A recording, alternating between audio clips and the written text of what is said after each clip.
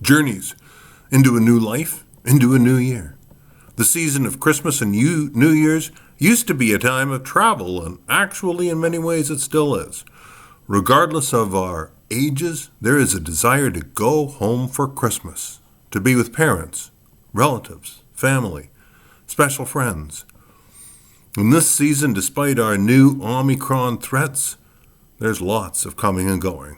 My name is David Woodall with the United Church of Canada and the Emsdale Pastoral Charge. The biblical stories of Christmas recorded by Matthew tell of seasonal travel as well. They are stories of miraculous journeys and captivating adventures.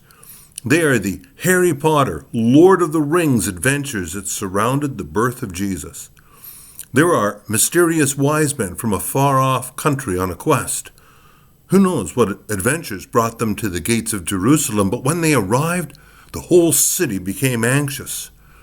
They were, they said, following some celestial star. We should realize that this was not an obvious sign, or everyone would have been following it. But for them it was just clear enough to launch them on their journey.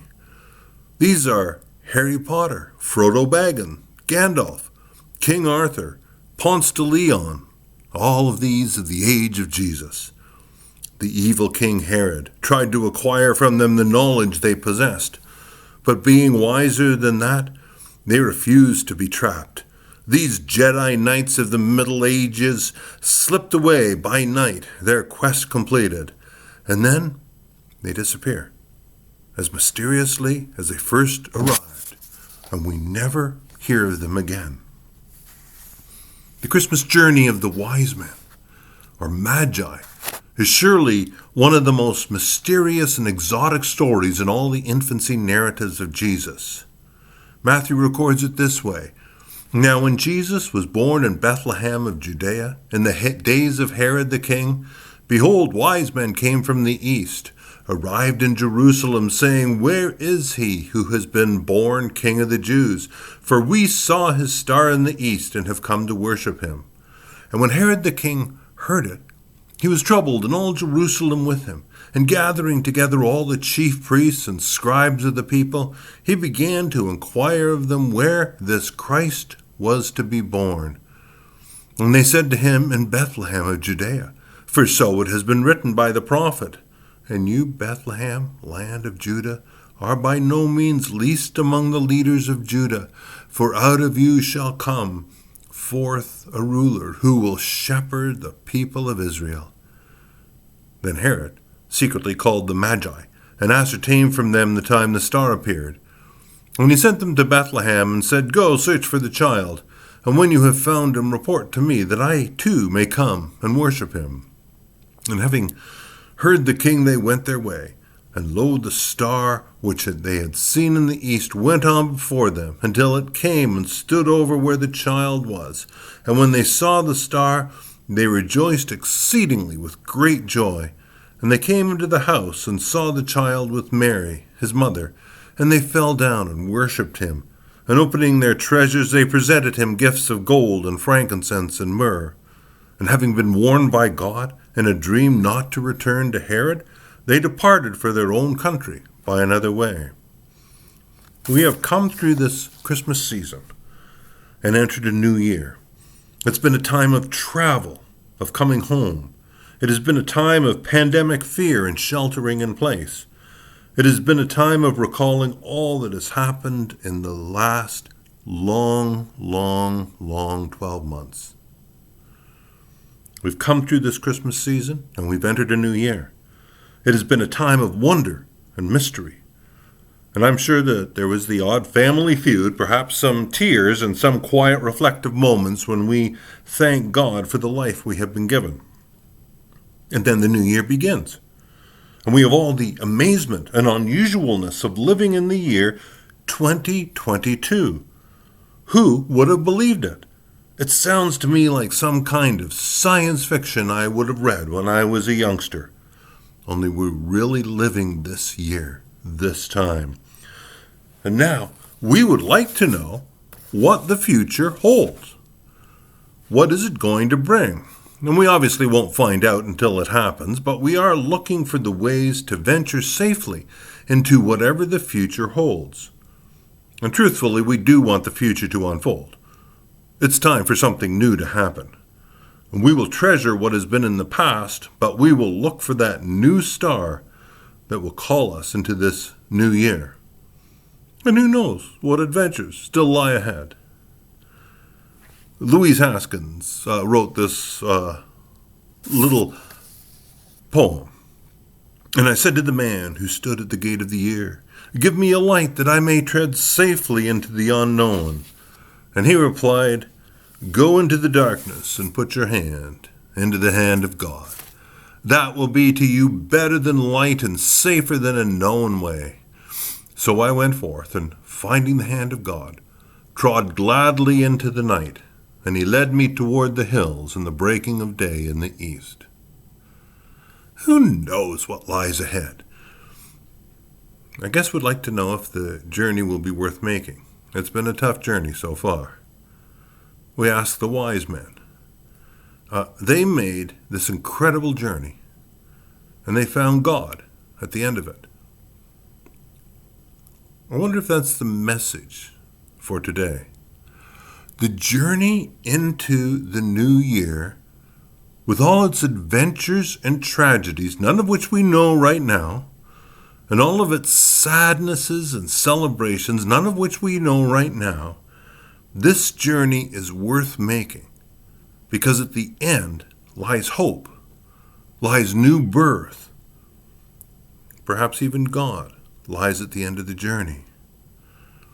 In the story of these wise men, there are also some noticeable people who chose not to join them.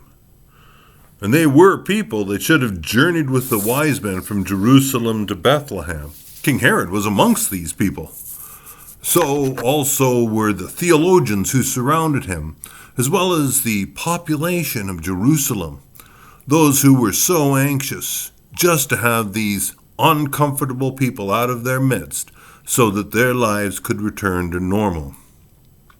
None of these people even investigated or acknowledged the birth of Jesus, let alone traveled with the Magi to bow before the prophesied child who was prophesied to be King of the universe.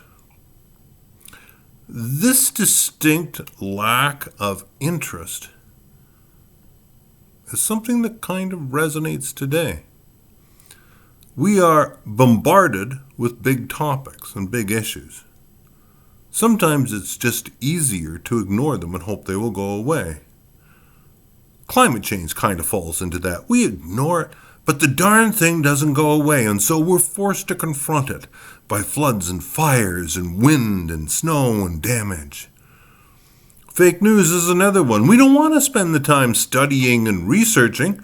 Maybe all this truth and science will just go away, and I can happily lose myself in whatever story or explanation I would like to concoct. Racism.